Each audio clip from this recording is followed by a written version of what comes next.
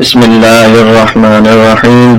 محترم سامعین، آج آپ کے سامنے ایک بہت ہی مجرب، لاجواب اور کئی دوستوں کا آزمایا ہوا وظیفہ پیش خدمت ہے۔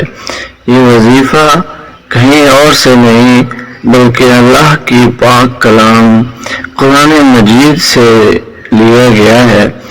سورہ نوح کی آیت نمبر 12 ہے، جس کے اندر اللہ تبارک و تعالی فرما رہا ہے وَيُمْدِدْكُمْ بِأَمْوَالٍ وَبَنِينَ وَيَجْعَلْ لَكُمْ جَنَّاتٍ وَيَجْعَلْ لَكُمْ أَنْهَارًا۔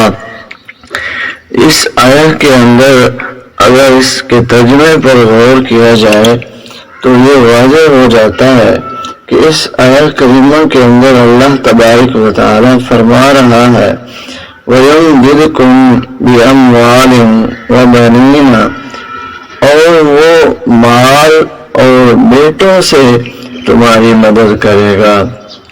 وَيَجْعَلْ لَكُمْ جَنَّاتٍ وَيَجْعَلْ لَكُمْ أَنْهَارًا، اور تمہارے لیے باغ بنا دے گا اور تمہارے لیے نہریں بنائے گا۔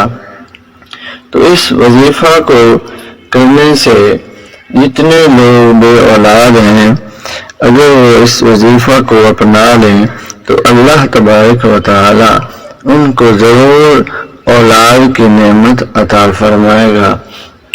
اس وظیفہ کو کیسے کرنا ہے اس کا طریقہ سن لیجئے۔ اس آیت کو آپ نے دن میں کسی بھی وقت 11 بار پڑھ لینا ہے۔ ہر روز 11 بار اس آیت کو پڑھنا ہے، اور پھر اس کے بعد کسی بھی وقت استغفر اللہ اس کی تسبیح 313 بار آپ نے ہر روز پڑھنا ہے۔ تو 313 بار استغفر اللہ کا آپ نے ورد جاری رکھنا ہے۔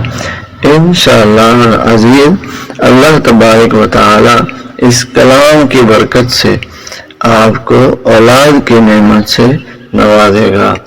اس لیے قرآن مجید کی اس آیت پر یقین رکھیں اور اللہ سے دعا مانگیں، اللہ تعالیٰ آپ کی مراد ضرور پوری کرے گا۔